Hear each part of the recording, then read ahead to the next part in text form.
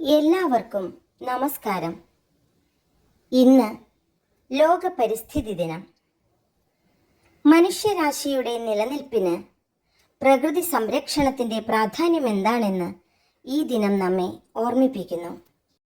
കാലാവസ്ഥയ്ക്കായി ഇപ്പോൾ എന്നതാണ് ഇത്തവണത്തെ ദിനാചരണ സന്ദേശം. പ്രകൃതി മലിനീകരണവും കാലാവസ്ഥാ വ്യതിയാനങ്ങളും കാരണം ഭൂമിയിലെ ജീവജാലങ്ങളുടെ നിലനിൽപ്പ് തന്നെ ഭീഷണിയിലാണ്.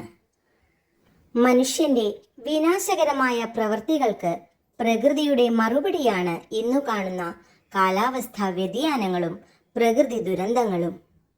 ആഗോളതാപനം കൂടുന്നത് കാലാവസ്ഥയെ മാറ്റിമറിക്കുന്നു. ഇതുമൂലം ലക്ഷക്കണക്കിന് ജീവികൾ വംശനാശ ഭീഷണി നേരിടുന്നു. ജനകോടികൾ പട്ടിണി അനുഭവിക്കുന്നു. ഒട്ടേറെ പേരുടെ വാസസ്ഥലങ്ങൾ ഇല്ലാതാകുന്നു. കാലാവസ്ഥാ വ്യതിയാനം നിരവധി ആരോഗ്യ പ്രശ്നങ്ങൾക്ക് കാരണമാകുന്നു.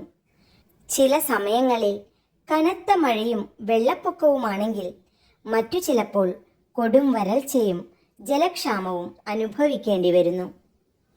ഇതിനെല്ലാം പരിഹാരം ഒന്നേയുള്ളൂ: നമ്മുടെ പ്രകൃതിയുടെ സംരക്ഷണം.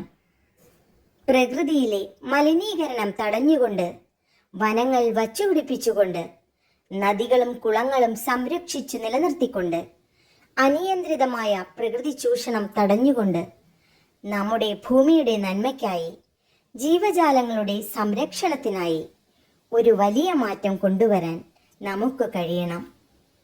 ഒരു വലിയ അപകടത്തിൻ്റെ വക്കിൽ നിൽക്കുന്ന നമ്മുടെ ഈ പ്രകൃതിയെ സംരക്ഷിക്കാൻ നാം കൂട്ടായി പ്രയത്നിക്കുമെന്ന് നമുക്ക് ഈ അവസരത്തിൽ പ്രതിജ്ഞയെടുക്കാം. എല്ലാവർക്കും പരിസ്ഥിതി ദിനാശംസകൾ.